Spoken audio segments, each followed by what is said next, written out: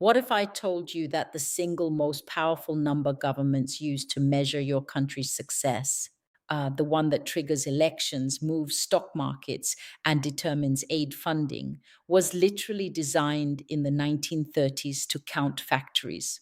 GDP, gross domestic product, a manufacturing metric born before the internet, before smartphones, before artificial intelligence, is still the primary scorecard for 21st century civilization. It's time to measure what actually matters in the age of intelligence. I'm Dr. Vivian Atud. I'm an economist. I've advised governments and the African Union, and I'm here to tell you today we are measuring the wrong things. Stay with me for the next 20 minutes because by the end of this conversation, you will never look at your country's economic report the same way again. Let's go back to 1934. The United States Senate asked economist Simon Kuznets to design a tool to measure economic damage from the Great Depression. He did. He called it national income accounting, what we now call GDP. The man who invented GDP warned us not to use it the way we're using it. The welfare of a nation can scarcely be inferred from a measurement of national income. We ignored him for 90 years. A farmer in Ghana uses an AI app that tells him exactly when to plant, what fertilizer to use, and where the market prices are best. His yield triples, his children eat better, his family's health improves, his village thrives, and GDP records almost none of that. Because GDP counts transactions, it counts what changes hands. If the AI app is free, it's invisible to GDP.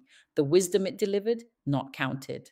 AI is creating enormous value while potentially shrinking the measurable economy. GDP reads this as stagnation. We are measuring the speed of consumption, not the health of a society. And in 2026, that distinction is no longer academic. It is urgent. It is time to look beyond the transaction. I grew up in Cameroon studying by firelight. We had no electricity. By every GDP measure, my village was poor. But we had something powerful: community wealth, oral knowledge systems, resilience, and a burning hunger to learn. None of that appeared in any government report. The metrics missed us completely. And I wonder how many nations, how many communities, how many brilliant minds are still being missed today. So, what do we measure instead? Let me introduce the first of five new frameworks I want you to understand: the Digital Utility Index, or DUI. Instead of counting dollars exchanged, what if we counted time liberated? What if we measured how many hours per week the average citizen gains back? Because AI handled their taxes, translated their documents, diagnosed their symptoms, wrote their first draft, or navigated their city. 3.5 hours a day per person. That is invisible wealth, a gift of time that GDP cannot see, cannot count, and therefore cannot celebrate. And let's talk about the new measure of national competitive power. It's not gold reserves, it's not factory output, it's compute access. The nation that can guarantee every citizen access to high quality computing infrastructure. That is the new definition of a developed nation. In Proverbs, wisdom is described as more valuable than gold and silver. Why have we spent a century measuring gold and no time measuring wisdom?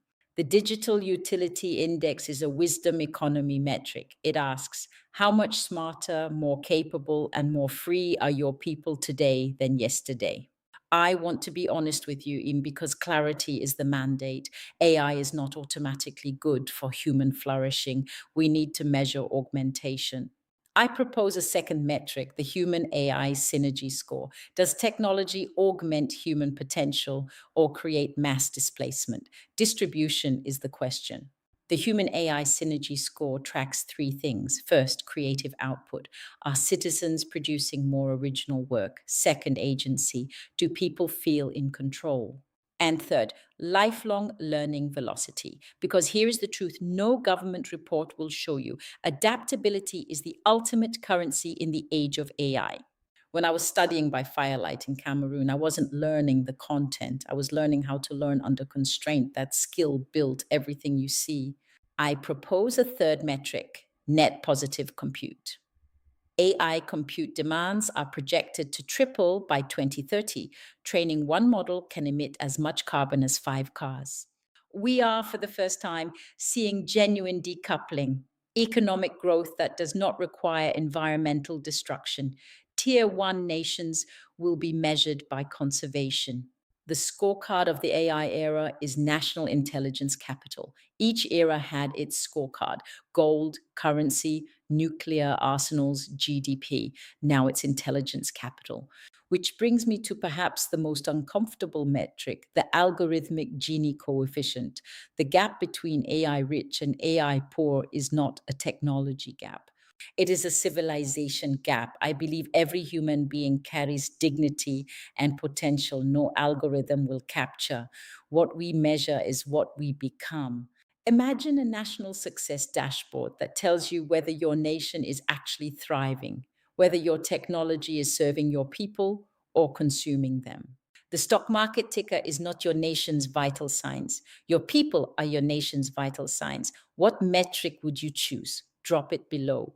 Subscribe to the Clarity Mandate for weekly analysis. I'm Dr. Vivian Atud. And until next time, stay clear, stay curious, stay consequential. No fluff, just clarity.